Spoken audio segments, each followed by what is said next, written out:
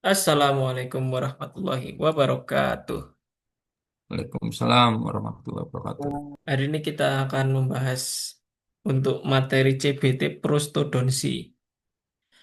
Prostodonsi yang pertama itu ada landmark anatomi. Kini di zoom, landmark anatomi yang biasanya sering disoal itu adalah pertama, kalau rahang atas itu ada papila incisiva. Papila incisiva berarti di dalamnya itu ada nervus apa? Yang tidak boleh tertekan kemarin itu. Jawab kok ben YouTube kurame dan Anu, nasopalatina. iya. Nasopalatin, Nasopalatina. Nek mandibula ono jenenge foramen. mandibul. Oh, kok foramen mandibula iku nek kowe Foramen meh anestesi Mental, foramen mental. mandibula. Foramen mental. Foramen mental. Intinya papila incisiva sama foramen mental itu tidak boleh tertekan. Karena apa? Di papila incisiva ada nervus nasopalatinus. Di foramen di ku jenenge foramen mental itu ada nervus mentalis. Kalau itu tertekan akan menimbulkan rasa nyeri. Kemudian yang paling penting lagi pada pencetakan landmark anatomi ini ada bagian untuk retensi dan support. Retensi artinya dia bagian yang harus tercetak fungsinya adalah untuk menahan pergerakan protesa ke arah oklusal supaya tidak lepas. Nah, supaya tidak lepas itu tadi namanya retensi. Kalau supaya tidak tertekan namanya support atau dukungan. Retensi dapat dari mana kalau retensi? Kalau rahang atas ini dapat dari posdam sama retro. Kalau rahang atas itu retensinya dari posdam. Kalau rahang bawah retensinya dari retromiolohioid. Ini kursorku ketok ora iki. Kata Nah, posdam itu PPS namanya. Posterior palatal seal terdiri dari apa saja? Dari fovea palatina, vibrating line, sama apa jenis ini? Hamular notch itu adalah tiga bagian-bagian dari posdam atau posterior palatal seal. Ada hamular notch, terus fovea palatina, sama iki jenenge line atau vibrating line itu yang nantinya dikerok itu ya. Itu untuk posterior palatal seal sebagai retensi atau penahan supaya GTL-nya nggak gampang lepas. Kalau rahang bawah retensinya dari mana? Dari retromiolohioid, bagian lingual sini, lingual belakang. Miolohioid ridge ini loh, retromiolohioid. Nah, nanti GTL-mu bagian flank atau bagian sayap lingualnya itu masuk ke dalam ruang miolohioid. Tuh, itu tadi retensinya. Jadi supaya GTL-nya agak gampang lepas. Sekarang ada namanya support atau dukungan. Fungsinya apa? Supaya protesa atau gigi tiruannya ini atau GTL-nya ini tidak terlalu menekan ke arah mukosa. Dapat dari mana kalau supportnya? Kalau rahang atas tentunya yang menahan supaya tidak terlalu menekan ke mukosa itu ada paratum durum, terus tuberositas maksila ini ya, sini yang saya tunjuk ini tuberositas maksila, tuberosity ini ya. Terus sama alveolar ridge. Nah, ini ya, tepi dari tulang alveolar. Terus kalau yang rahang bawah dapat dari penahannya adalah buccal self sama alveolar ridge. Ini ya buccal self itu sebagai bagian sini buccal self. Fungsinya apa? Support atau dukungan. Menahan protesa supaya tidak supaya tidak terlalu menekan ke oklusal. Oke, diulangi. Landmark anatomi yang paling sering keluar pertama, bagian yang menutupi saraf tadi yang tidak boleh tertekan. Kalau di rahang atas ada bagian apa namanya? Papilla incisivus. Papilla incisiva. Isinya saraf apa? nasopalatina. Nervus nasopalatinus. Nek rahang bawah ada bagian apa yang tidak boleh tertekan? Foramen mental. foramen mental karena di dalamnya ada nervus mental. Terus kalau dari retensi supaya penahan supaya nggak gampang lepas, rahang atas dapat dari mana? Tuberosita. Dam. Ki lho mburi dhewe iki jenenge apa? Hortensia. Retensi. Posdam. PPS. Ya. Ya, posdam atau PPS. Isinya apa aja posdam itu? Hamular Notch. Papaya Hamular Palatina. nodes, iki ya, sing warna biru cekungan iki. Terus Fovea palatina. titik dua iki, Povea palatina karo Ahlan. Fibra Tingland. lain. Terus kalau rahang bawah dapat dari mana retensinya? Sebelah sini nih. Milohioid. Retromyoloioid. Oke. Jadi dia nanti flinknya masuk ke dalam bagian lingual sini. Itu tadi retensi. Kalau support atau dukungan, rahang atas dapat dari mana yang dukungannya? Bagian sini dulu nih. Palatum durum. Palatum keras atau palatum durum. Terus ada di palatum durum ada apa ini? Rugai palatina. Rugae Kayak palatina. Terus dukungannya apa lagi di sini? Nih penonjolan pada maksila. Turositas. Penonjolan Amul pada maksila ini apa ini? Belakang posterior. tuberosita. Tuberositas maksila. Itu tadi support atau dukungan. Kemudian kalau yang rahang bawah, support atau dukungannya dapat dari mana? Nih, ini gitu loh. Bagian bukal. Jenengnya apa lagi mau? Falsaf. Bukal Asal. self sama nilai seret Alveolaris. alveolaris. Oh ya, atas tadi juga ada alveolaris rahang atas ya. Wis, itu tadi remak anatomi yang harus dihafalkan, yang sering metu gue. Kemudian kita lanjut ke teknik pencetakan model fisiologis. Oke, diingat-ingat kembali. Kita punya model itu ada dua, model studi sama model kerja. Nek model studi nama lainnya adalah model anatomis. Nek model kerja namanya model model apa model kerja jenenge? Model fisiologis. Jadi nanti ada namanya pencetakan anatomis yang menghasilkan cetakan model studi atau model anatomis. Terus ada lagi cetakan fisiologis yang menghasilkan model kerja atau disebut model fisiologis. Iling-iling gue aja lali. Jok keliru-keliru. Nek studi itu anatomis, nek kerja itu fisiologis. Yes. Nah, yang dipelajari di ujian itu pertama kita harus tahu tahanan jaringannya dulu. Apa itu tahanan jaringan? Masih ingat pemeriksaan tahanan jaringan yang pakai burniser? Kalau ditekan pucat sama ditekan tidak pucat. Kalau ditekan pucat berarti artinya apa? Tahanan jaringan rendah. Kalau ditekan burniser nggak pucat berarti tahanan jaringan tinggi.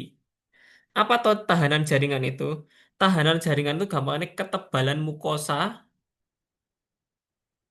tebel tidaknya mukosa itu loh, tahanan jaringan. Kalau mukosanya tipis, nek kalau mukosanya itu tipis, ditekan pakai burniser akan menghasilkan warnanya pucat. Berarti apa nek warnanya pucat tadi saya bilang?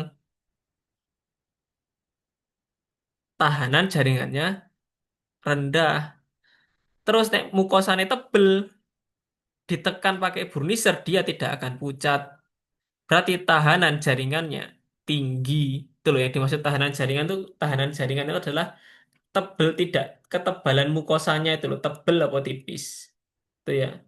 Tak ulangi lagi. Berarti tadi kalau tahanan jaringannya tinggi ditekan pakai burniser gambaran mukosanya gimana? Nih tinggi ditekan pakai burniser. Pucat atau tidak? Tidak. Tidak. Nek tahanan jaringannya rendah ditekan pakai burniser berarti Pucat. pucat. Oke. Kalau kita sudah tahu tahanan jaringannya tinggi atau rendah baru kita bisa menentukan ini mau dicetak pakai teknik apa gitu loh. Kalau tahanan jaringannya rendah, teknik pencetakannya namanya muko statik, artinya mukosanya tidak digerakkan. Sampai sini paham? Mukostatik berarti mukosanya tidak digerakkan. Kalau tahanan jaringannya tinggi, berarti pakai teknik mukokompresi.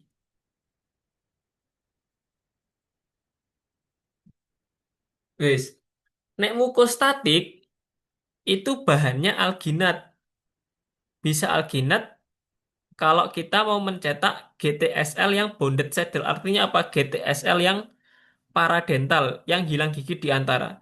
Jadi GTSL itu kalau hilangnya gigi di antara, di tengah-tengahnya gitu, intinya daerah tidak bergiginya itu masih bonded saddle atau paradental atau di antara masih ada gigi tetangganya, itu kita pakai bahan cetaknya alginat. Tapi kalau sudah GTSL-nya free end, ujung bebas, itu kita pakai elastomer plus pak harusnya pakai elastomer plus pakai apa sih hijau-hijau ini? Green Pati. stick compound. Roti. Nah, itu ya. Ingat-ingat. Kalau GTSL-nya itu bonded saddle atau paradental itu pakai alginat. Kalau GTSL-nya free end itu pakai elastomer plus border molding atau green stick compound itu tadi. Wis, kalau itu tadi ya. Terus untuk GTL pada yang tahanan jaringan rendah juga pakai mukostatik, bahannya pakai ZOE pasta. Tapi kalau ya wis itu dulu. Terus kalau tahanan jaringannya tinggi, tekniknya pakai mukokompresi. Bahannya apa? Elastomer. Ini untuk apa biasanya? GTC. Mukokompresi itu apa? Yang mukosanya ditekan itu loh. Biasanya itu GTC itu yang kita dimasukin benang. Ini enggak sing di benang retraktor. Nah, benang retraktor itu yang ditekan kan mukosanya. Nah, itu namanya teknik mukokompresi. Ini untuk GTC sama GTSL yang free end. Terus kemudian itu tadi tahanan jaringan rendah sama tahanan jaringan tinggi. Terus ada flabby tissue. Flabby tissue itu mukosanya tebel, kiwir-kiwir. Kalau kiwir-kiwir apa? Intinya flabby tissue ya. Jadi jaringannya itu menebal. Itu kita pakai namanya selective pressure. Jadi ditekan sebagian. Bagian yang flabby tissue. Terus kalau kasus free end, GTSL atau GTL, ini harus pakai green stick compound. Teknik cetaknya namanya mukofungsional. Jadi mukosanya digerak-gerakkan. Oke, tak ulangi lagi. Kalau mukosanya ditekan burniser pucat, berarti tandanya apa? Mukosa ditekan pakai burniser pucat. Kanan jaringannya rendah. Rendah. Tahanan Dan jaringan rendah. Berarti teknik pencetakannya pakai teknik apa namanya? Mukostatik. Oke, statik. mukostatik. Mukostatik bahannya bisa dua. Alginat sama Alginat. ZOE. ZOE. Nah, alginat itu untuk mencetak GTSL GTSL yang bonded bonded saddle. saddle atau GTSL yang hilang di antara. Terus kalau ZOE ini untuk mencetak GTL. GTL. Jadi mencetak GTL itu bisa pakai ZOE atau pakai yang elastomer itu. Elastomer itu namanya PVS, polyvinyl sulfida. Wis lanjut. Kalau ditekan mukosanya nggak pucat, berarti apa artinya? Tahanan jaringan tinggi. Tahanan jaringannya tinggi. Berarti teknik pencetakannya pakai Mukokompresi. mukokompresi. Bahannya Elastomer. untuk apa aja itu berarti mukokompresi? GTC, GTC GTSL, sama VN, GTSL yang VN. free end. Ingat-ingat ya, kalau GTSL bonded saddle pakai alginat, kalau Alginat. GTSL free end pakai elastomer. Kalau flabby tissue berarti pencetakannya pakai apa? Tekniknya Selective pressure. selective pressure. Terus kalau free end, kalau kasus free end atau GTL berarti harus ditambahkan apa? Green stick. Green Green stick stick. compound. Nah, kalau green stick compound itu kan berarti mukosamu mau gerak-gerakkan kan ya? Nah, tekniknya itu namanya teknik apa namanya? Kofungsional. Mukofungsional. Mukofungsionalis. Oke, besok kita lihatkan contoh soalnya nanti gimana. Itu tadi tekniknya ya, sekarang bahannya.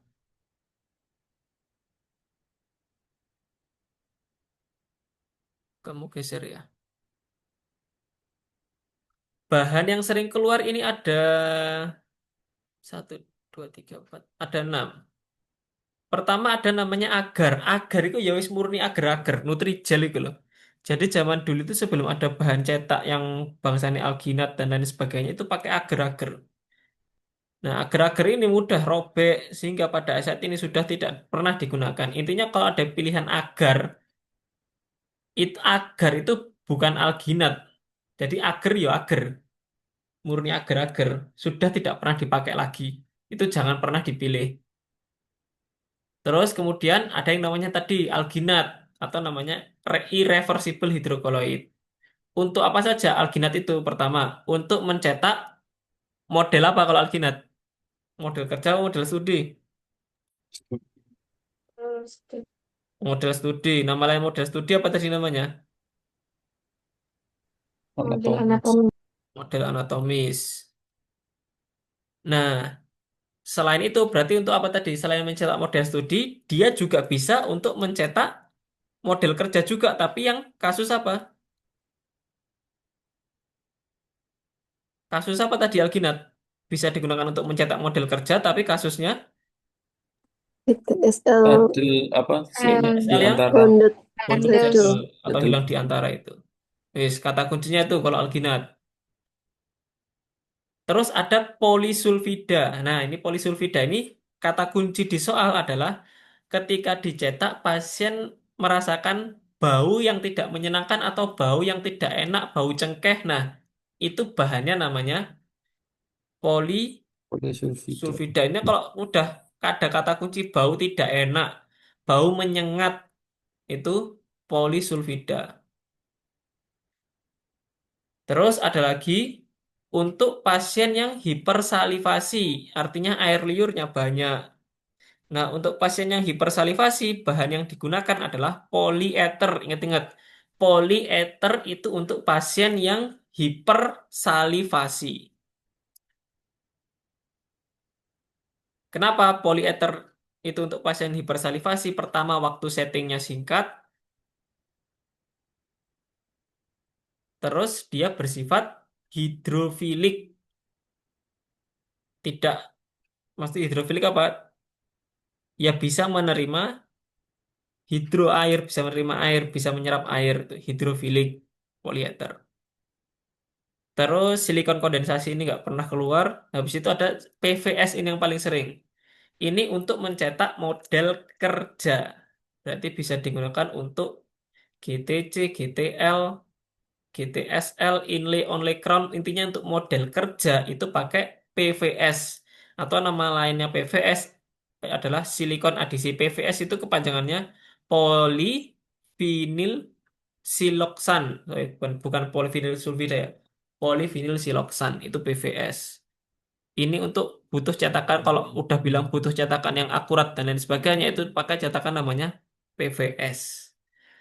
Wes, diulangi lagi.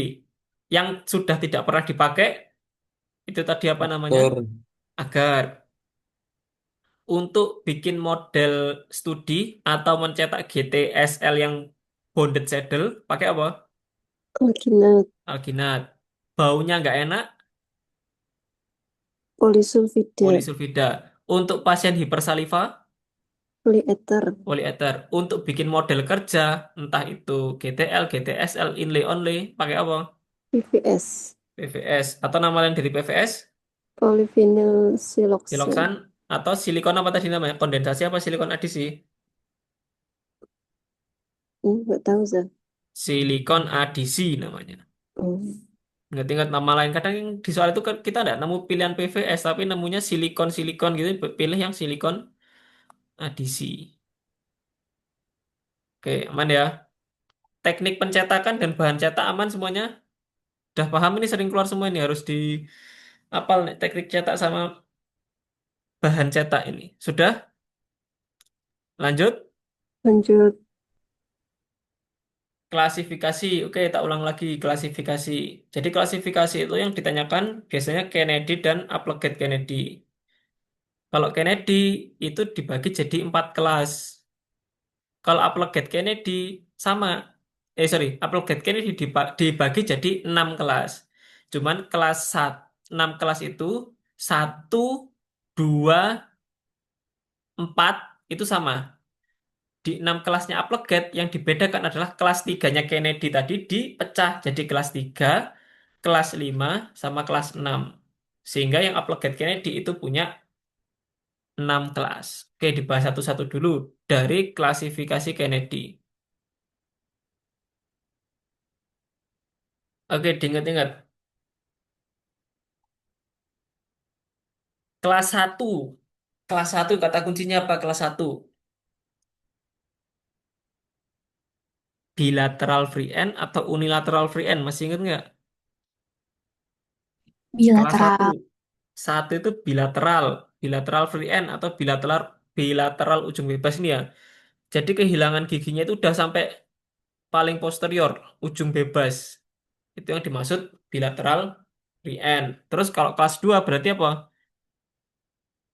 Kelas 2 apa ya? Unilateral. Unilateral free end atau satu sisi ujungnya bebas.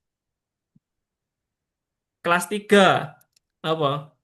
Hilang gigi Paradental. paradental atau diantara atau nama lainnya bonded saddle tadi loh. Nah, kelas 3 tadi pakai apa kalau eh, teknik pencetakan bahan cetaknya pakai apa? Ferdinand. Alginat. Ginat biasa bisa. Kalau kayak kelas 1 sama kelas 2 pakai apa bahan cetaknya? Elastomer. Elastomer. Ditambahi apa nek free end gitu? Elastomer plus Green stick. Green stick. green stick. Kalau kelas 4 kira-kira kelas 4 berarti kan hilang gigi apa? Bunyinya apa kelas 4? Saddle Eh, apa sing di antara midline. Ya, hilang gigi di antara tapi dia sudah melewati Midline. midline. Nah, kalau kayak kelas 4 gini berarti hitungannya kan bonded saddle toh. Hilang ya gigi di antara. Berarti pencetakannya pakai apa? alginat. Alginat. Alginat. Terus ya diling-iling gue ya. Oke. Bilateral free end kelas berapa? Kelas Bilateral free 1. end Oh, 1. Terus paradental tidak tidak melewati midline. Kelas 3. 3. Melewati midline. Kelas 4. 4. Satu sisi ujung bebas. Kelas 2. Kelas 2. Wes, apal ya. Nah, terus syaratnya klasifikasi Kennedy. Pertama, dapat dilakukan klasifikasi itu dilakukan setelah apa? Klasifikasi dilakukan setelah apa? Ekstraksi. Ekstraksi, ingat-ingat ya. Kalau misalnya di situ ada sisa akar, dihitungnya apa? Tetap dihitung giginya ada atau dihitung giginya hilang? Ada. ada. Hilang. Hah? Oh, salah. Karena bayanganmu itu klasifikasinya setelah dicabut. Jadi kalau ada gigi yang indikasi untuk dilakukan pencabutan, dianggap itu sudah dicabut. Hmm, Mudeng ya? Tinggal sisa akar ini gigi. Biasanya gini bilangnya sudah mobilitas derajat 3 atau tidak tidak dapat dipertahankan atau intinya dia indikasi cabut. Nah, itu langsung kamu masukkan, kamu anggap giginya itu akan dicabut dan nantinya akan hilang sehingga langsung kamu masukkan aja klasifikasinya. Itu ya. Yes, pertama itu. Kemudian yang kedua,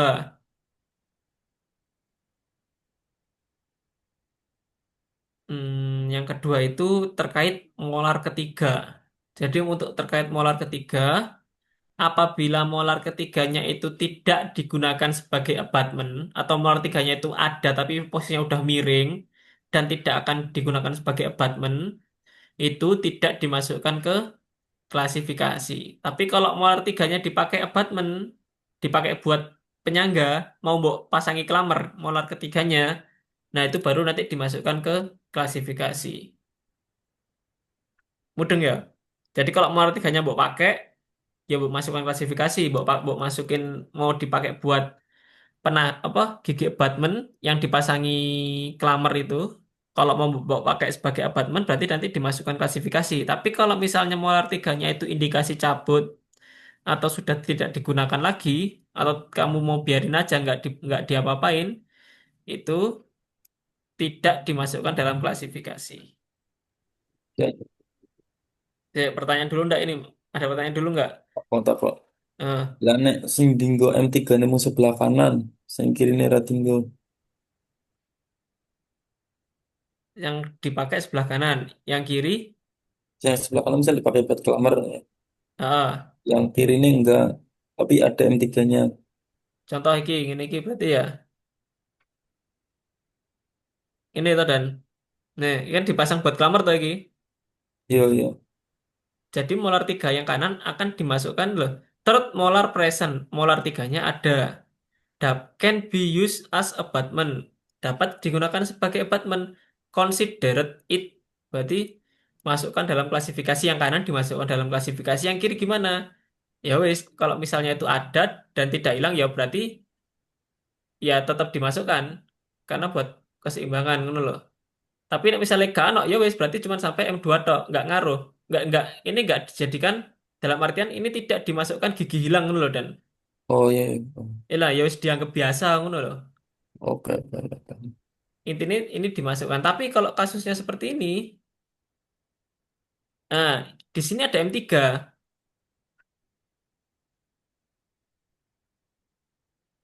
Tapi di sini ada third molar are missing, hilang, tapi tidak akan diganti. Hilang, tapi tidak akan diganti. Ini anak molar 3 nih dan ini nih. Hilang, tapi tidak akan diganti. Dibiarkan hilang. Maka tidak akan dimasukkan dalam klasifikasi. Berarti klasifikasinya ini tetap kelas 2, bukan masuk kelas satu yang Satu bilateral free end. Sampai sini paham semuanya. Ini loh. tambah. Ini masuknya kelas 2 walaupun di sini molar tiganya yang sebelah kiri, sebelah regio 2 ini hilang. Tapi karena dia dibiarkan ya udah tidak akan digunakan sebagai abatement, dibiarkan, ya sudah dibiarkan, tidak dimasukkan ke dalam klasifikasi. Jadi tidak dianggap sebagai gigi yang hilang. Sampai sini paham? Paham, paham. Paham. Itu Berarti Mas mau tanya. eh, Berarti nanti posisinya M3 itu sesuai dengan yang di soal ya berarti iya, opsionalnya. Oke. mau difungsikan atau enggak, gampangnya ngono. Oke. Kalau nggak difungsikan ya udah dianggap, nantinya dianggap gigimu itu cuma sampai M2 saja gitu loh.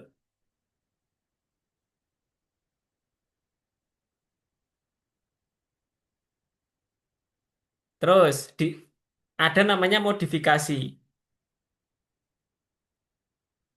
Jadi klasifikasi itu selalu dimulai dari yang paling dilihat dari mana? Dari paling anterior apa dari paling posterior? Poste. Poste. Oke, paling harus diingat-ingat. Klasifikasi itu harus dimulai dari paling posterior. Selain yang posterior, berarti dia dimasukkan ke dalam apa ini? Daerah tidak bergigi yang lain. Ini dimasukkan dalam namanya apa? Modifikasi. Modifikasi. Ada ungu, ada biru. Yang paling posterior yang ungu apa yang biru? Biru. Biru, berarti biru. Kalau biru tok, jadi kan anggapnya gini. Kalau biru tok yang paling posterior, berarti dia kelas Two. 2. 2, satu sisi ujung bebas. Nah, yang ungu ini digunakan sebagai modifikasi satu. Ini ada ungu, ada hijau. Yang hijau ini kelas The ke yang ungu berarti digunakan sebagai modifikasi. modifikasi. Ingat ya, yang namanya modifikasi itu jangan kamu ibaratkan hilang satu gigi berarti modifikasinya satu, terus hilang dua gigi modifikasinya dua. Enggak. Modifikasi itu artinya daerah tidak bergigi. Kebetulan ini cuma hilang satu gigi, tapi kalau hilangnya dua gigi jejer, tetap dihitung satu, kecuali dua giginya ini lompat. Itu baru nanti saya jelaskan yang lain. Terus ini yang contoh lagi yang merah ini berarti kelas berapa ini yang paling belakang? Satu. Satu, kenapa? Dua sisinya ujung bebas. Terus ada berapa daerah tidak bergigi di sini? Daerah ya. Ada berapa daerah ini? Dua. Jadi ngitungnya daerah ya, bukan jumlah gigi. Kelas satu modifikasi 2. Kelas 4 tidak punya modifikasi. Kenapa? Kok kelas 4 tidak punya modifikasi? Kenapa yuk? Karena wis paling Ukurannya apa mantap. tadi? Karena kan dia di midline. Terus hitungnya kan nggak dari posterior kan. Iya. Contoh yang ini, yang tengah ini. Kayak gini nyebutnya kelas 4 modif. Yang mana dulu yang dilihat? Ijo dulu apa ungu dulu? Hijau. Hijau. Ijo. Kalau ijo berarti kelas 3. 3. Nah, ininya lihat, walaupun dia hilang banyak gigi, tapi dia cuma dihitung modifikasinya berapa di sini? 1. 1. Jadi modifikasi itu bukan jumlah gigi yang hilang, tapi berapa berapa banyak daerah tidak bergiginya. Ada berapa daerah yang tidak bergigi gitu loh. Itu modifikasi. Selain dari kelas utama. Oke ya. Jadi gini nyebutnya kamu jangan salah. Ini bukan kelas. Kalau orang mau ngawur, misalnya orang nggak tahu, berarti kan ada dua kemungkinan ini. Kelas 4 modifikasi satu atau enggak kelas 3 modifikasi satu. Jawabannya yang mana berarti harusnya? Kelas 3 3 modifikasi 1. modifikasi satu. Terus ini sebelahnya ini juga. Ini kalau orang nggak tahu, kelas 4 modifikasi 2. Bisa juga kelas 3 modifikasi 2. Bisa juga kelas 2 modifikasi 2. Tapi kita harus ingat patokan utama adalah dari yang paling Posterior. posterior. Yang paling posterior warna apa di situ? Biru. Biru. Biru itu kelas berapa? Kalau biru tok, S2. kelas 2. Terus di sini ada berapa daerah yang tidak bergigi? 2. 2. Walaupun jumlah giginya yang hilang banyak, tapi karena di sini cuma ada 2 daerah, yaitu ini dan ini, berarti modifikasinya 2. Sampai sini paham yang Kennedy dok? Kennedy dok paham? Mudeng ya Kennedy ki ya. Ada yang ditanyakan dulu, kalau ditanya enggak apa-apa. Ya, Ya gimana? yang daerahnya itu maksudnya kita lihat dia ada di interior atau di exterior ya. Gak jelas Nat, chat saja. Eh, jelas ya nih, jelas ya nih. Ya ya jelas. Lagi nang Iram tuh, Nat. Berarti daerahnya itu dilihat dia ada letaknya di interior atau posterior ya. Apa Interior dan atau kerungu dan? posterior ya. Ora, Pak. Nadira lagi nang Iram. Kena bom.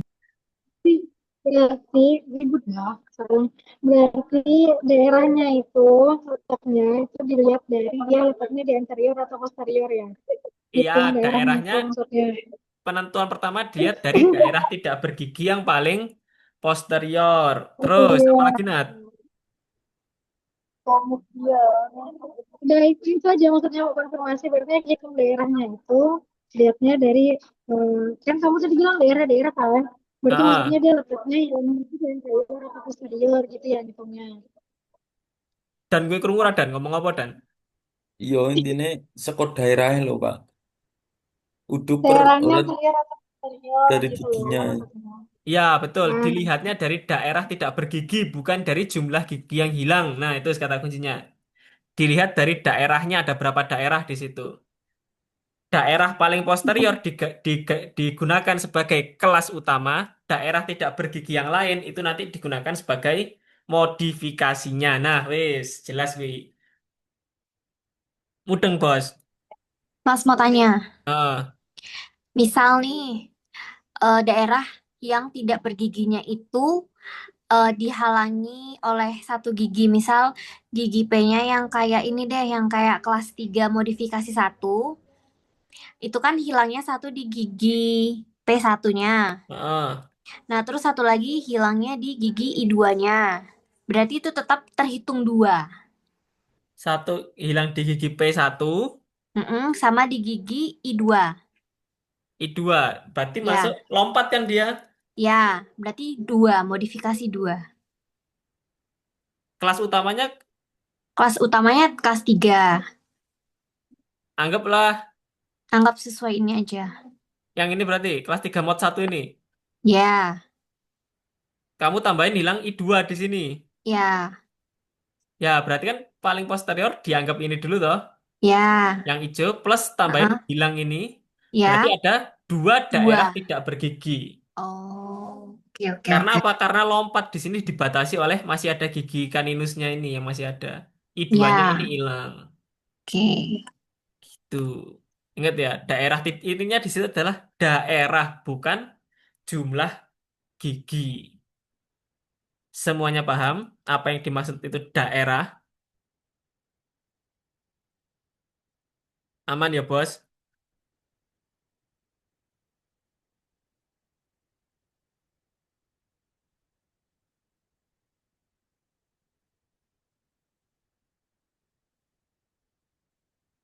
Lanjut, upload ya sekarang ya.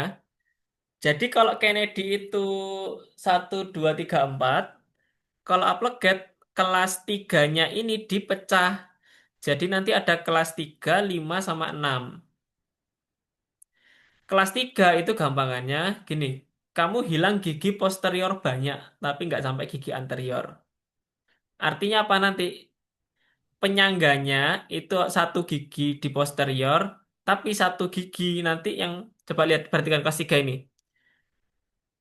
Saddle tertutup, berarti sama kayak kelas 3. Tapi dia nanti kedua gigi tetangganya tidak mampu memberikan dukungan sepenuhnya. Kenapa? Karena daerahnya ini panjang. Hilang gigi posterior panjang, wis gampangannya gitu. Kelas 3 itu. Kalau kelas 5 itu hilang gigi posterior mencapai gigi anterior. Kalau kelas 6 hilang satu atau dua gigi di posterior. Maksudnya apa? Kedua gigi penahannya ini sama-sama gigi posterior. Artinya kedua gigi tetangganya ini mampu memberi dukungan sepenuhnya. Kelas 3, 5, 6. Oke, tak ulang lagi. Tadi, kalau misalnya hilang gigi posterior tok panjang, itu tadi masuk kelas berapa? Posterior tok panjang. Kelas 3, Kelas 3. Hilang gigi posterior sampai ke anterior. kelas 5, 5. Hilang gigi posterior satu atau dua gigi, terus penyangganya masih sama-sama gigi posterior. kelas 6.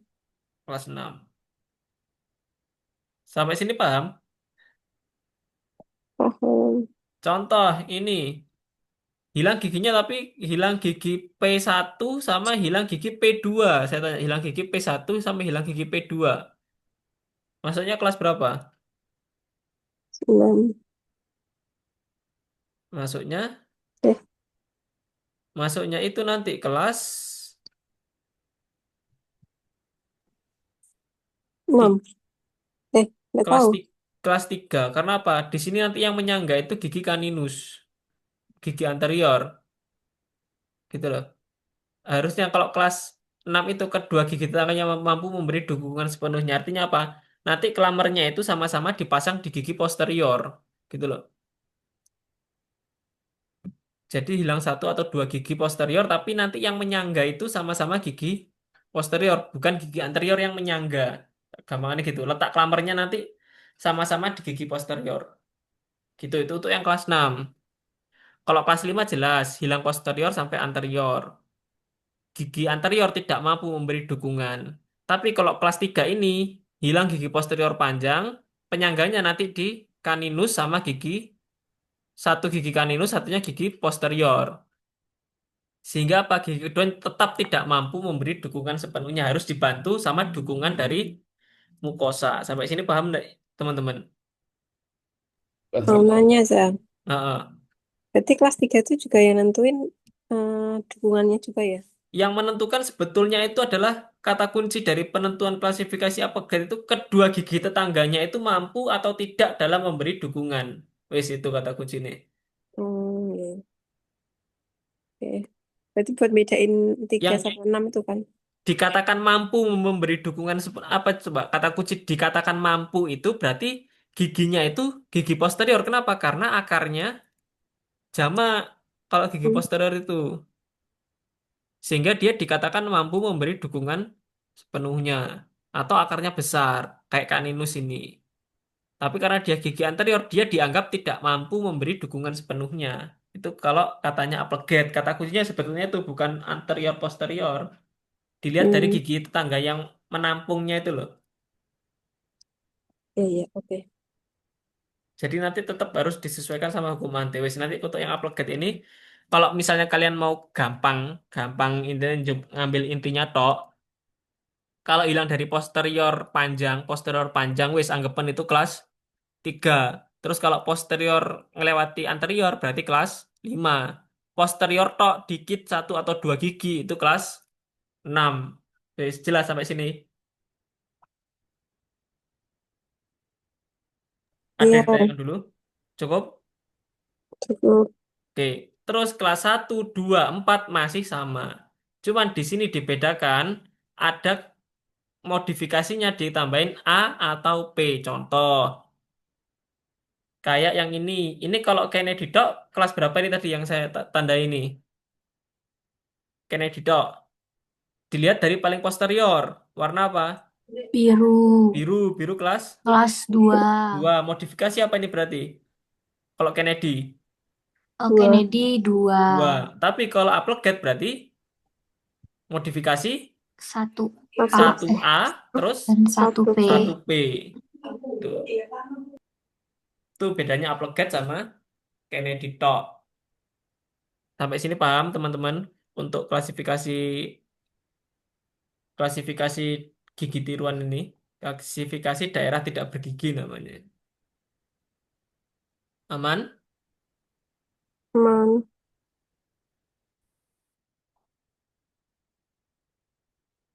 Lanjut.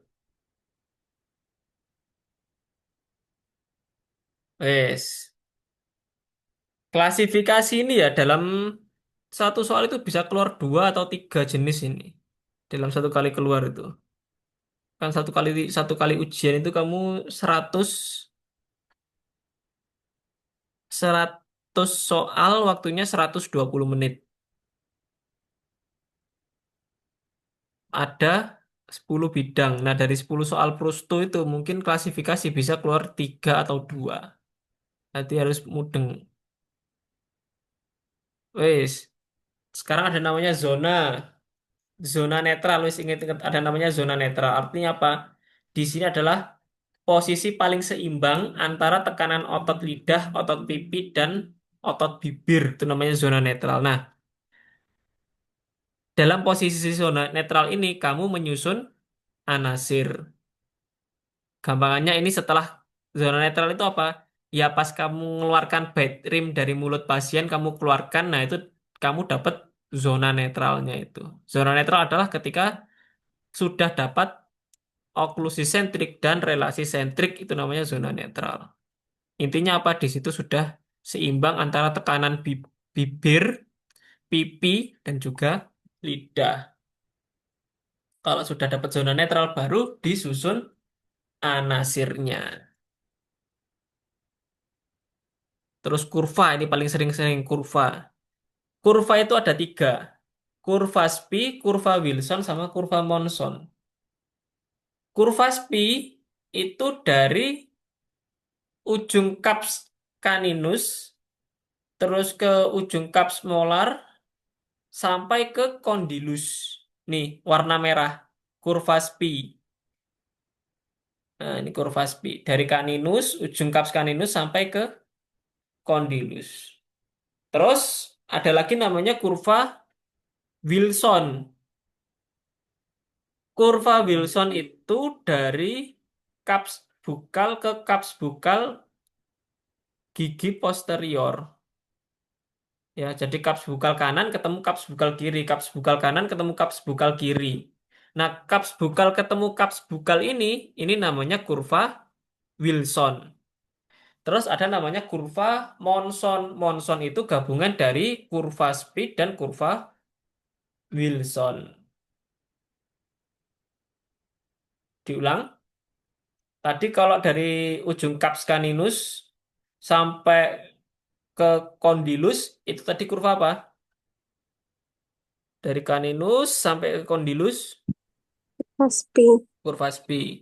Kalau dari kaps bukal ke kaps bukal gini, bukal ke bukal, kanan kiri, Wilson. Wilson. Gabungan dari Spi dan Wilson, Thomson. Monson. Ingat-ingat ya, kalau kurva Spi itu dilihat dari arah mana ini? Arah samping. Ini loh.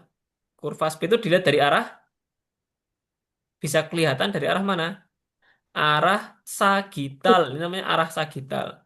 Kalau kurva Wilson ini dilihat dari arah transversal. Gampangnya kalau spi itu dari samping itu kelihatan, samping itu berarti arah sagital. Kalau dilihat dari depan itu namanya arah transversal. Semuanya paham kurva ini ada tiga ini? Paham semua? Nggak usah dihafalin ya, dipahamin ya. Dari Ya. Caninus sampai ke Condylus namanya kurva Si spi. Dilihat dari samping, berarti dari arah mana itu? Sagital. Sagital.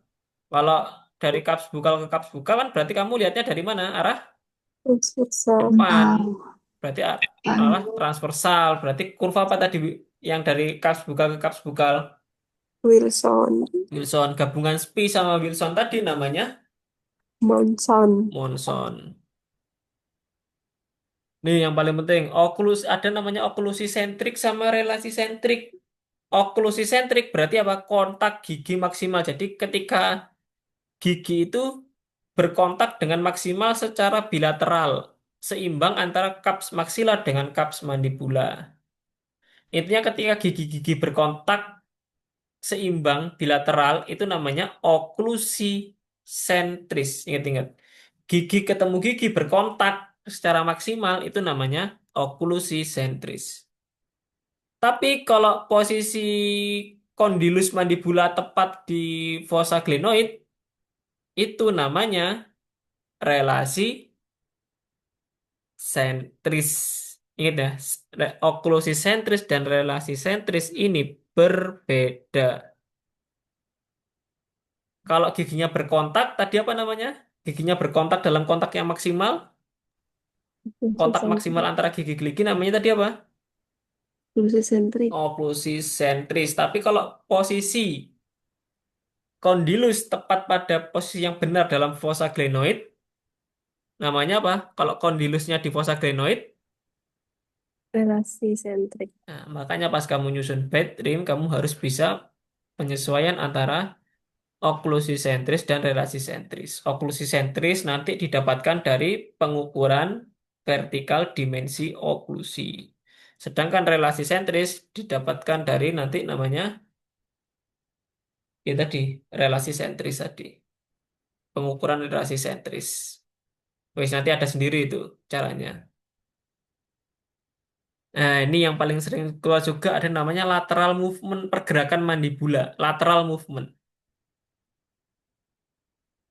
Jadi ini ketika mandibulanya bergerak ke arah lateral. Sekarang saya tanya, antara rahang atas dan rahang bawah itu yang gerak maksilanya apa mandibulanya? Mandibula. Mandibula. Maksilanya tetap apa gerak? Tetap. Tetap. Nah, ketika mandibula itu bergerak ke arah lateral, itu nanti ada namanya working side dan balancing side.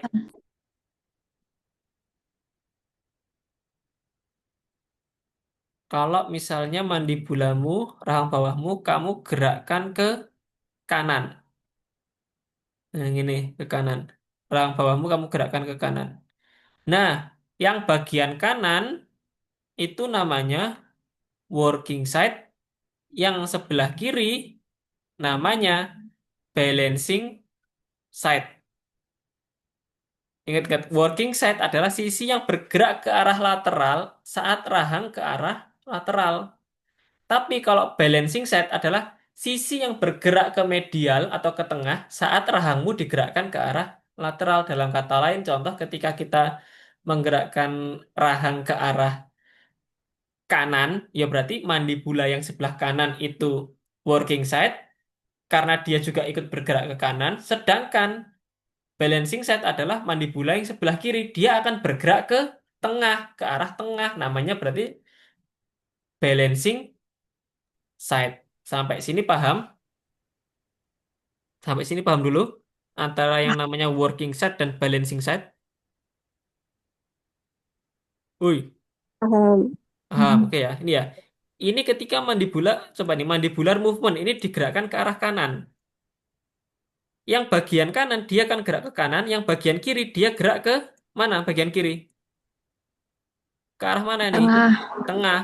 Yang bagian kiri berarti namanya apa ini? Balancing Balancing. side. Balancing side. Yang sebelah kanan namanya Working Working side. working side. Nah, di working side dan balancing side itu ada hambatannya. Ini yang paling sering ditanyakan. Biasanya gini soalnya. Mandibula, intinya mandibula digerakkan ke kanan. Hambatan pada mandibula sebelah kiri. Berarti mandibula sebelah kiri dia di di apa namanya, dia sebagai apa mandibula sebelah kirinya kalau kita bergerak ke kanan. balancing. Balancing set. Balancing set ini hambatannya di mana? Lingual upper, bukan lower. Apa maksudnya? Lingual upper ketemu sama bukal lower. Artinya Lower. cups lingual rahang atas ketemu cups bukal rahang bawah itu adalah hambatan pada balancing side.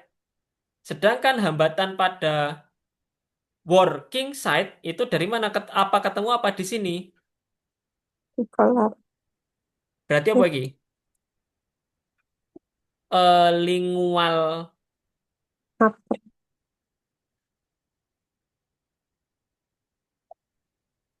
lingual working upper, side. Lingual upper ketemu lingual lower. lingual lower. Berarti ada yang salah di sini. Buccal upper di sini.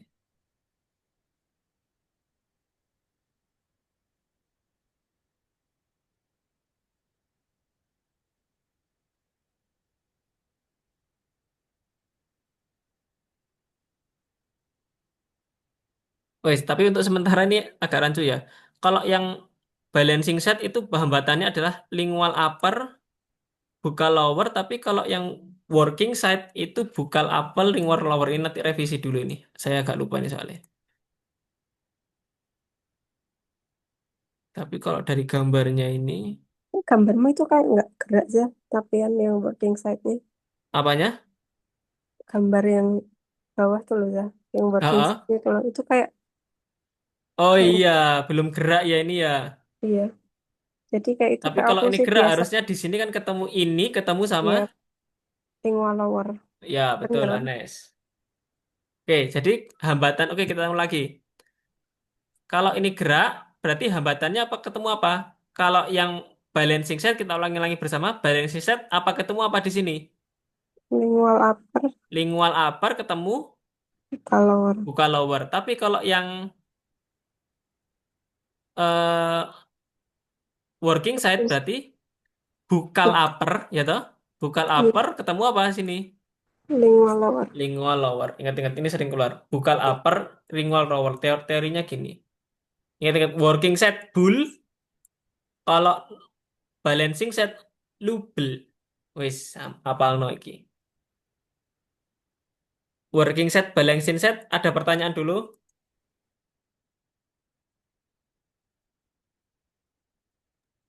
Oh,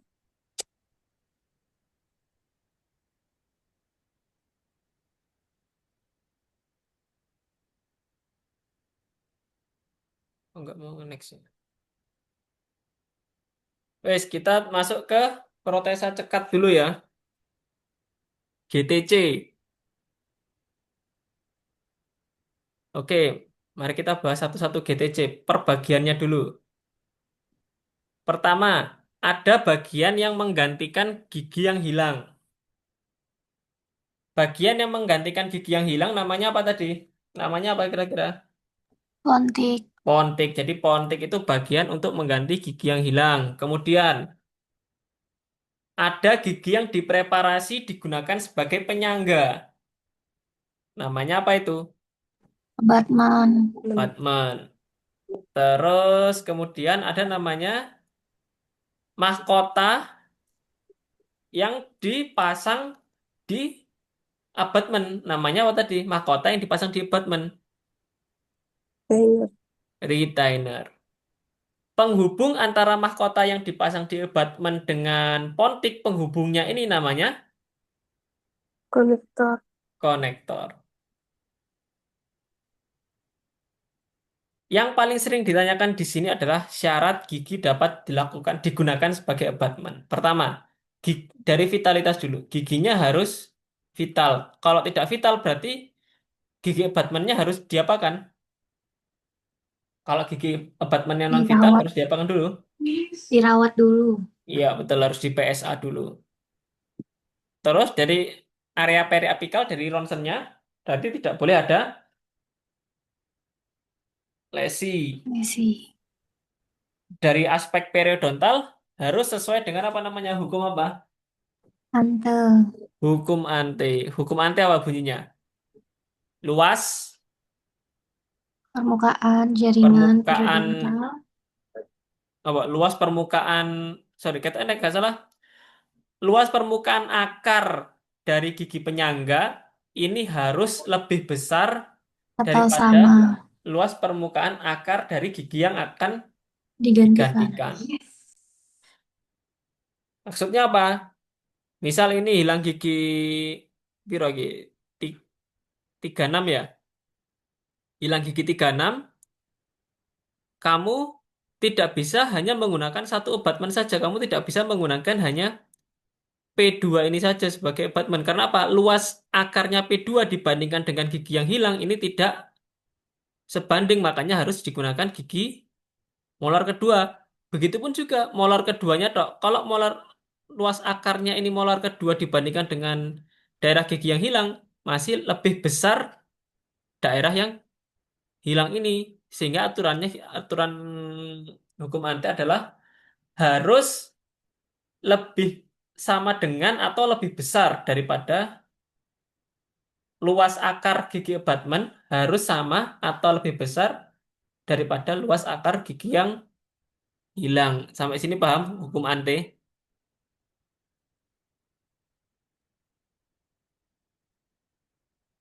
Wes, ini tidak seberapa penting. Itu tadi ya. Terus ini lagi yang sering keluar. Jenisnya pontik.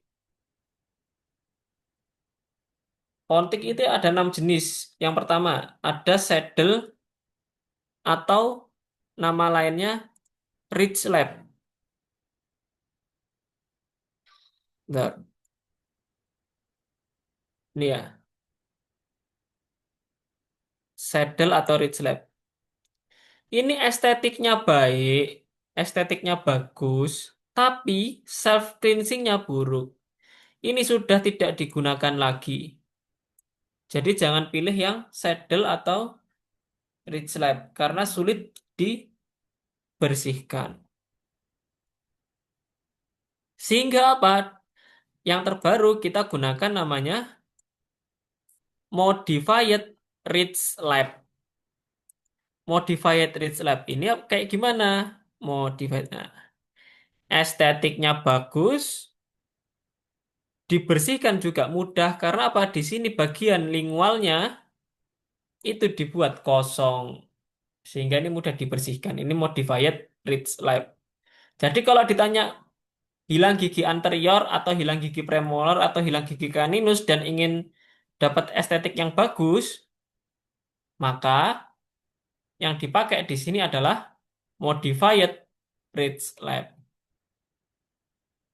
Nah, kalau nggak ada pilihan modified ridge lap, jangan pilih yang saddle, tapi pilih yang spheroid. Ini sama kayak modified ridge lap. Dipilih kalau tidak ada pilihan modified ridge lap. Terus ada lagi namanya conical. Conical ini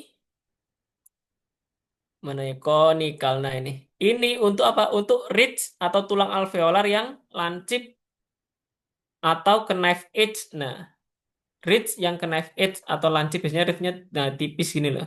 Nggak bunder. Nah, kalau ridge-nya kayak tipis atau ke knife edge gini, pakai yang conical. Terus ada lagi yang bentuknya oval. Oval ini untuk gigi yang pasca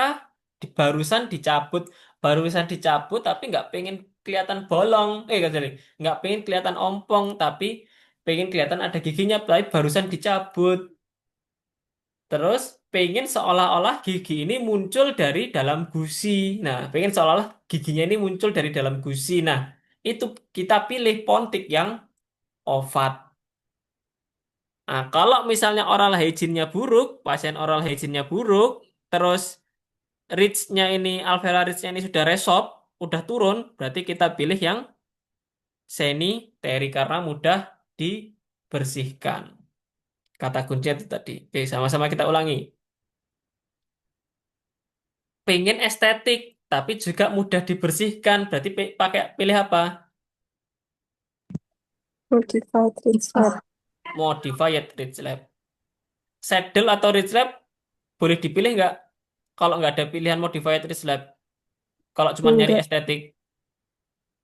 enggak. Kalau nggak ada pilihan Modified Ridge Lab, kita pilih pilihan apa berarti? Spheroid. Spheroid. Oke, Terus, kalau ridge-nya lancip atau ridge-nya knife edge, pakai yang bentuk conical. konikal. Pasca pencabutan nggak pengen kelihatan ompong, pakai Ovid. oval. Oral hygiene-nya buruk, berarti pakai Sanitary. sanitary. Paham ya? Untuk kapan pemilihan pontik ini ya? Saya mau nanya, saya. Ya, Kalau spheroid itu tadi bentuknya sama modified ya berarti. mm-mm. Hmm. Sama. Bentuknya hampir sama. Cuma saya tidak ada gambarnya di sini. Bentuknya hampir sama, hampir persis kayak modified ridge lab ini. Kalau nggak ada modified ridge lab, langsung kamu pilih spheroid. Intinya spheroid atau modified ridge lab itu biasanya yang hilang itu gigi anterior dan butuh estetik. Itu Nes. Ya, oke. Pasti. Wes, mudeng ya.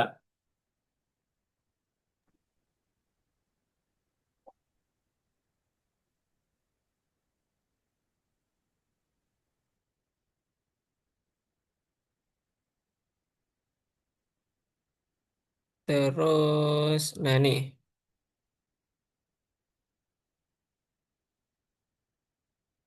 Sekarang kita belajar tipe jenis ya. Tadi kita belajar jenis. Kayaknya ada yang kelompat deh.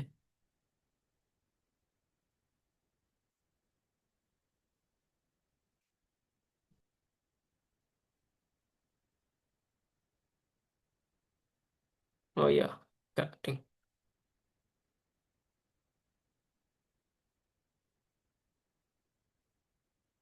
Oke, yang pertama, ada jenis GTC yang fix to fix, kaku. Fix to fix itu kaku. Artinya apa?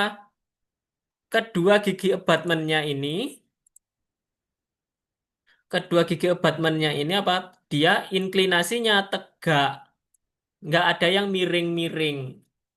Kalau inklinasinya tegak, tidak miring-miring, berarti kita pilih tipe bridge yang apa? Inklinasinya tegak, tidak miring-miring, lurus, Fix. fix to fix. Tapi kalau ada salah satu yang miring ya, aduh guys, jadi gede lah ya. Eh,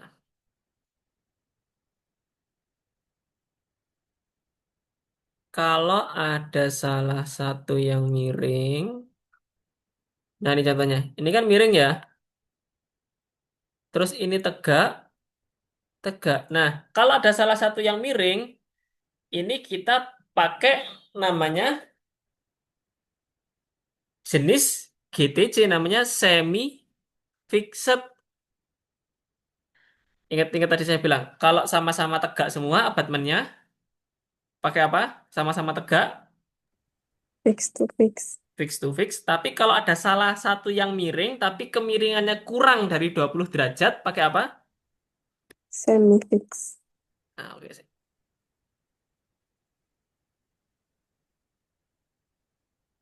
Sekarang kalau ada lagi di sini, ternyata ada yang miringnya itu lebih dari 20 derajat. Bukan ini. Sorry. Dia. Oh iya, oke.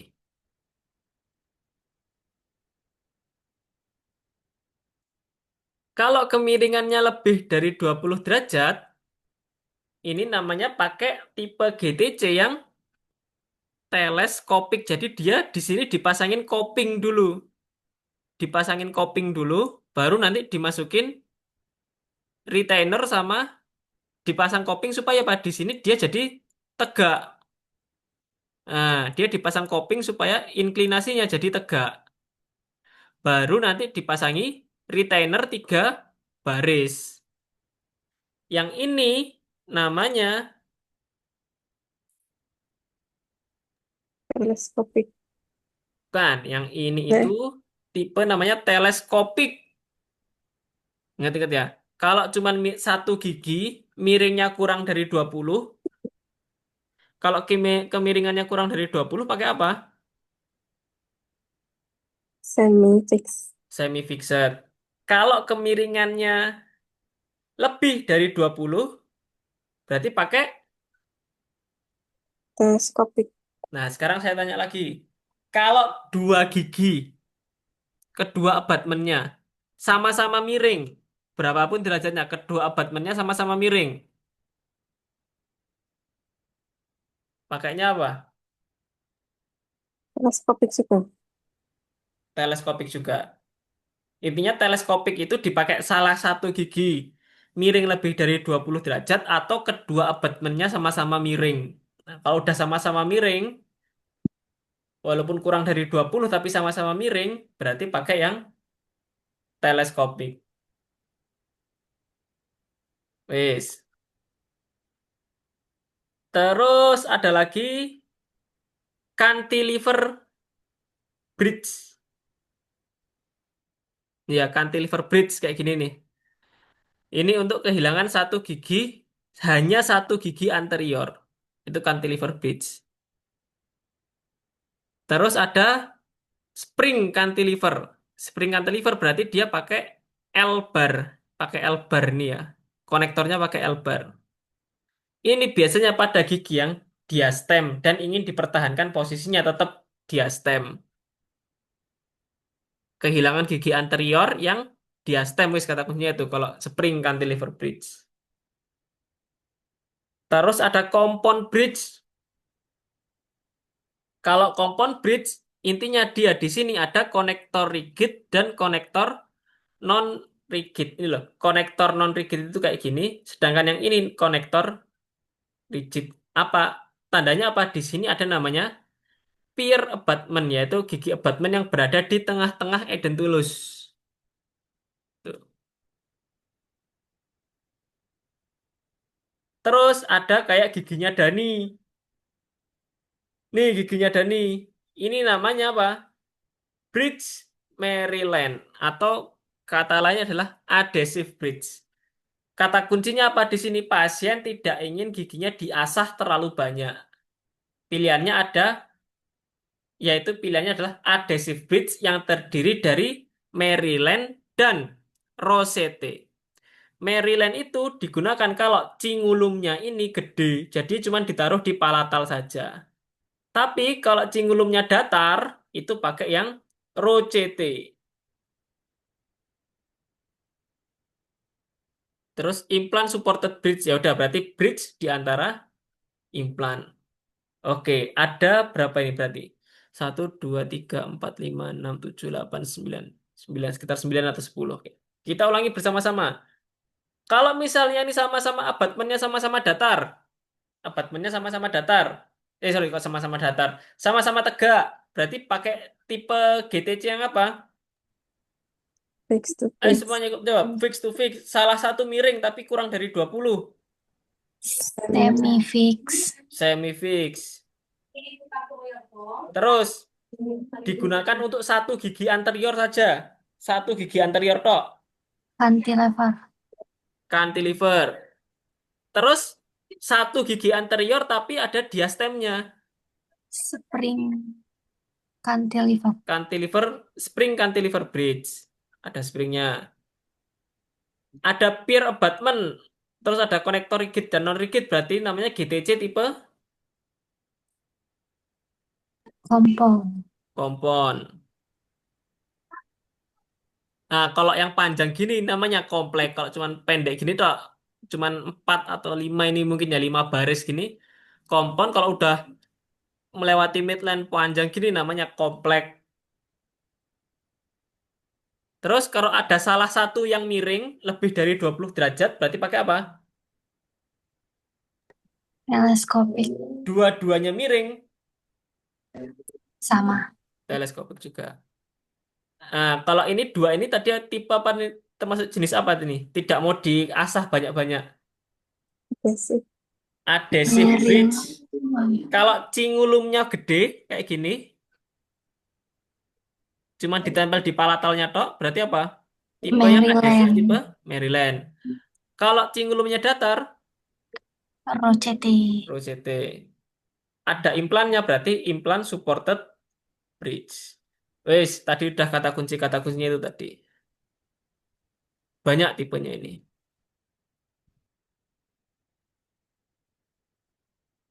Nah, tadi saya bicara konektor ya. Jadi konektor itu ada yang konektor rigid dan non rigid.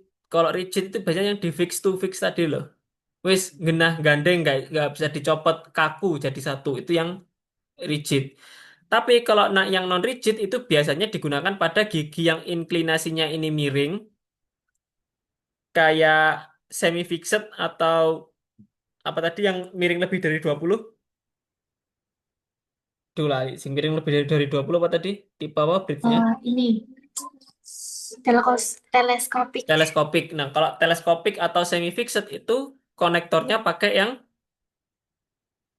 non Non rigid. Artinya dia bisa dilepas. Ini dipasang dulu baru terpisah konektornya. Biasanya ada pier abutment. Pier abutment yaitu abutment di antara tengah-tengahnya sini. Fungsinya apa? Stress breaker atau penghambat tekanan. Untuk pemecah tekanan supaya itu tekanannya nanti rata, tidak mudah patah. Gitu. Sekarang retainer. Masih ingat retainer tadi yang mana? Kalau konektor tadi kan menghubungkan apa berarti? Konektor ini menghubungkan apa? Menghubungkan antara, Abutment dan pontik. bukan. Oh, Eh, retainer. konektor Kan ya. Oh, abutment kan retainer. dibungkus retainer. Gitu. Mahkotanya. Ya, menghubungkan antara mahkota retainer dengan pontik. Nah, sekarang kita bahas mahkotanya, retainernya itu.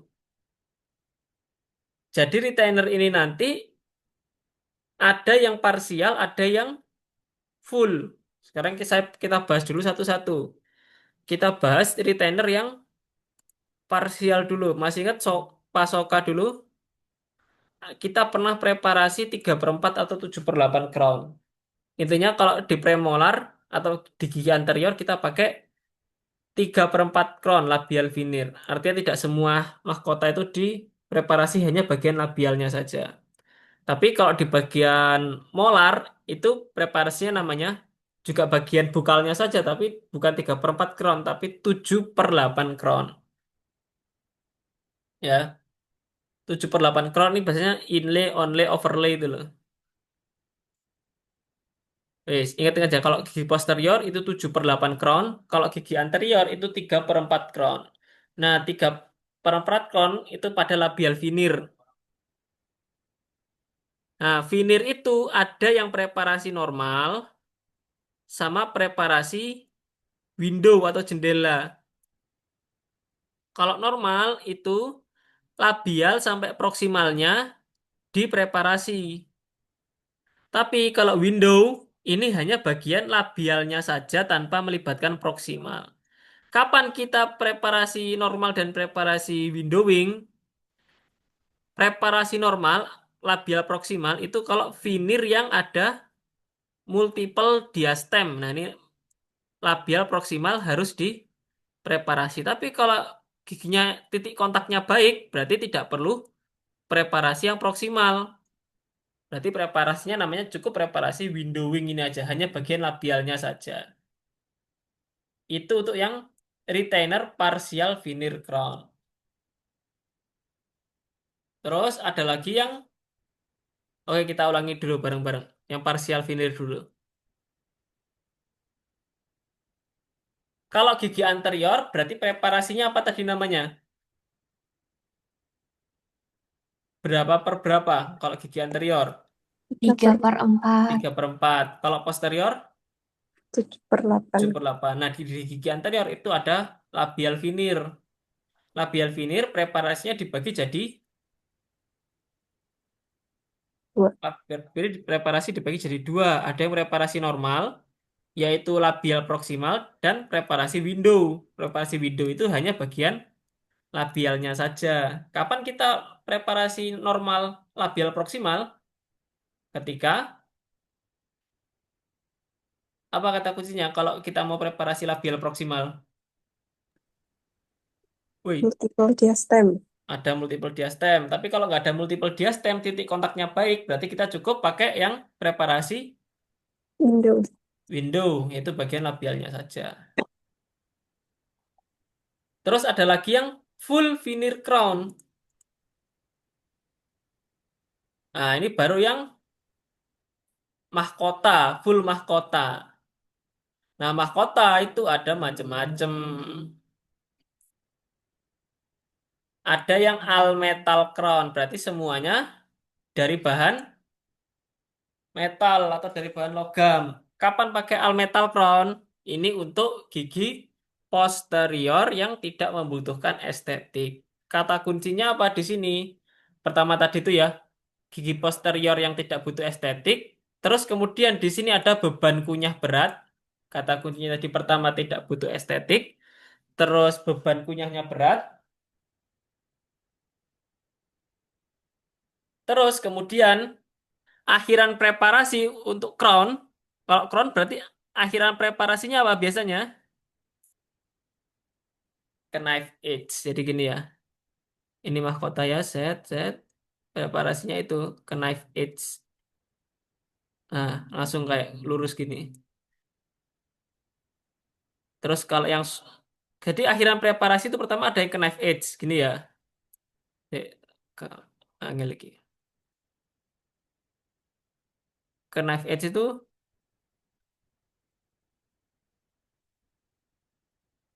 aduh, hampir lurus. Nah, ini ke knife edge. Terus ada lagi yang kayak gini kita biasanya preparasi mahkota jaket untuk PFM. Akhirannya apa ini berarti? Kalau kayak gini,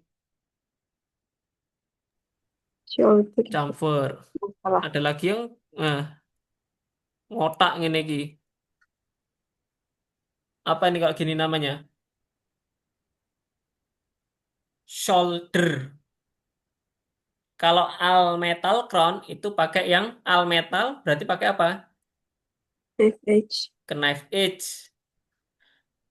Terus tadi ya kata kuncinya all metal ya. Gigi posterior tidak perlu estetik, beban kunyah tinggi, terus akhiran cervicalnya ke knife edge. Terus ada lagi PFM. Nah, PFM ini digunakan apabila pertama bisa anterior, bisa posterior. Kata kuncinya apa? Perlu estetik tapi beban kunyahnya tinggi. Contoh, gigi anterior tapi dia crossbite. Gigi anterior tapi dia deep bite. Gigi anterior punya kebiasaan bruxism, artinya di situ beban kunyahnya tinggi. Nah, itu pakai PFM.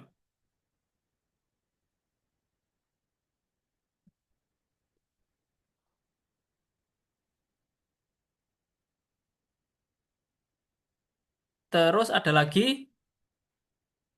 Nah, PFM ini dibagi jadi dua yang saya jelaskan di konservasi kemarin. Masih ingat ya? PFM itu dibagi dua, apa dan apa masih ingat? Full PFM sama satunya parsial PFM. Kalau full PFM itu berarti apa? Bagian labialnya itu, labial atau bukalnya PFM, bagian palatalnya full logam. full metal. Yang bagian palatalnya full metal. Sedangkan kalau yang full PFM ya wis berarti labial dan palatalnya sama-sama PFM. Yang membedakan apa? Full PFM dan parsial PFM. Ayo diingat-ingat kemarin konservasi. Yang membedakan full PFM dan parsial PFM. Kalau full itu dia tidak ada tekanan yang terlalu berlebihan. Akhiran servikalnya. Servikalnya yang itu, shoulder. Shoulder di bagian mana kalau full?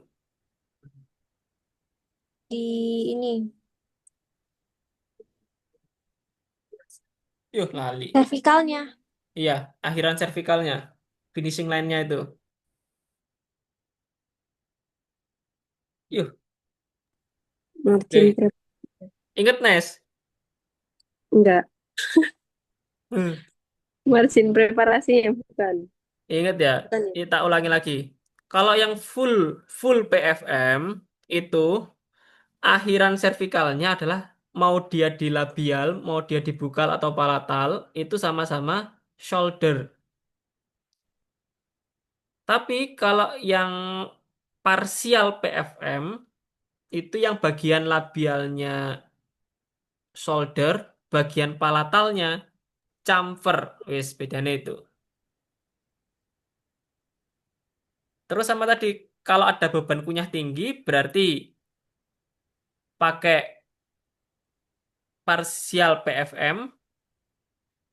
Kalau beban kunyahnya tidak terlalu tinggi atau giginya normal itu berarti pakai PFM. Biasanya Pak di gigi posterior. Terus kalau pengen estetik tinggi, kalau pilih pengen estetik tinggi berarti crownnya pakai apa? Kalau pengen estetiknya tinggi, Porcelain. pilih yang Porcelain. Oh, porcelain. kalau full porcelain berarti akhirannya apa? Kalau full porcelain, porcelain cuma ada full porcelain dok. Akhirannya pakai Shoulder. Shoulder. shoulder.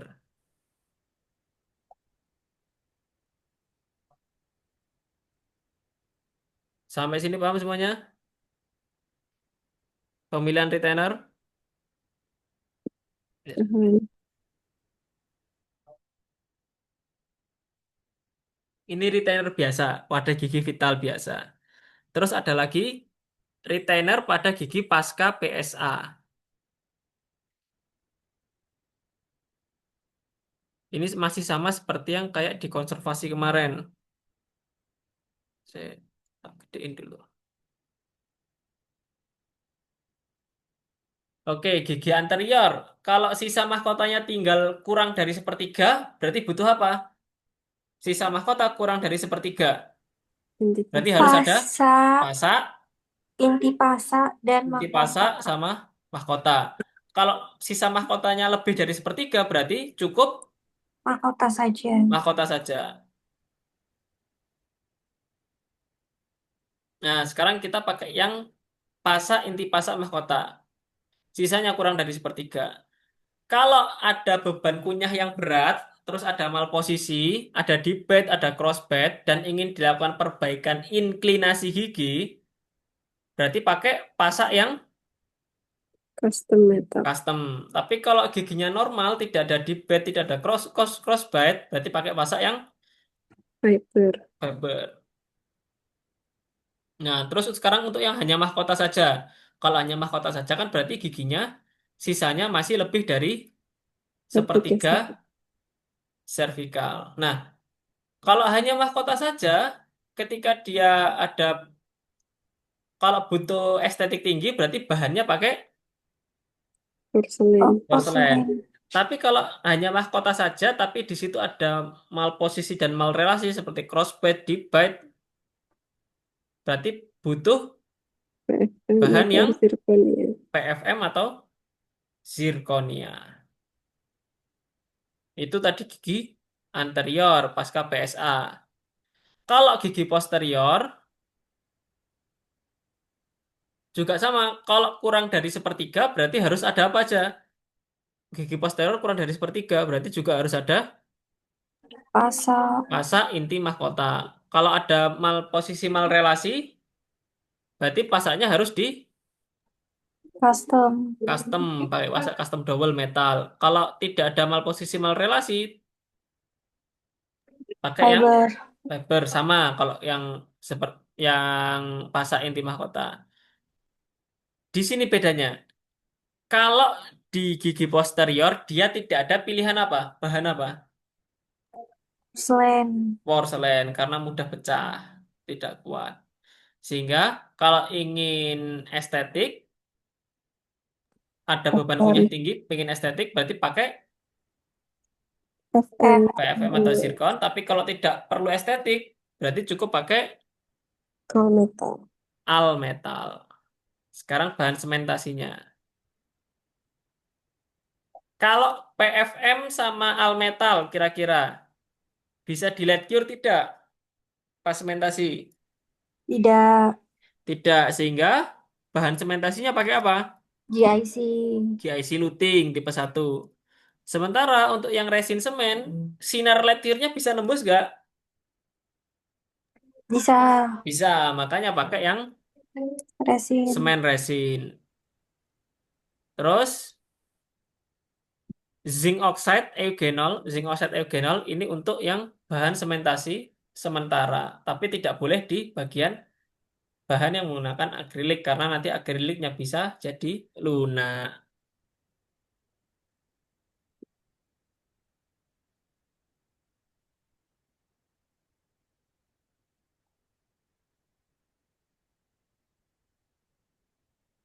Mau dilanjut apa separuh dulu? Ini masih kurang satu, dua, tiga, empat, lima, separuh kata Nadira.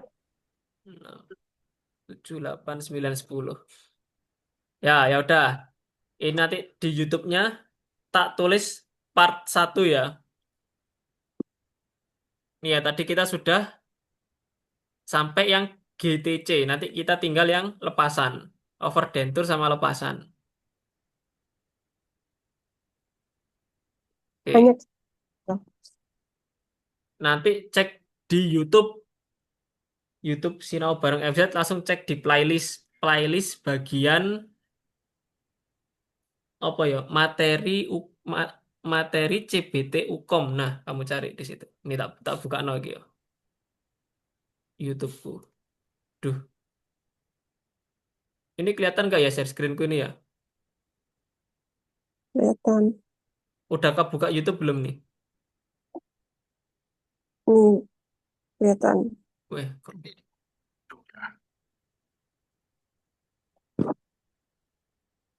oh bukan di sini ini nih. Nah, yang kemarin-kemarin di situ juga ada, Za. Apa? Yang kemarin-kemarin di situ juga ada. Iya sama, juga di YouTube juga. Ini tak buka nih channel, YouTube channelku.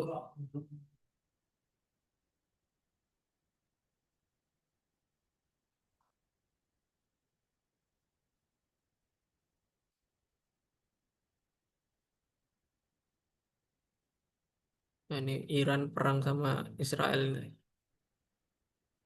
Mana ya? You. Nah, ini loh. Nanti kalian search Sinau bareng FZ gabung. Enter. Nih, Brad, pilih yang ada gambarnya saya itu. Nanti pencet playlist. Nah, nanti ada di sini ada tryout, di sini ada materi CBT. Nah, nanti kamu klik yang di sini materi CBT sini. Tebel ya, kamu pakai oh yang logam. Tapi kalau ada, nanti kalian cek di sini. Oke, cukup. Kita selesaikan dulu nih berarti hari ini.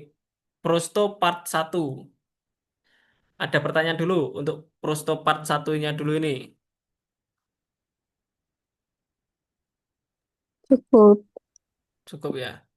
Yang mau pre-order buku, langsung hubungi Bos Dani. Ini mungkin bukunya ini sudah berapa halaman ini? 176 yang belum tak masukkan ini orto, kurang orto, radio, sama etika IKGM. Kurang 3 bidang.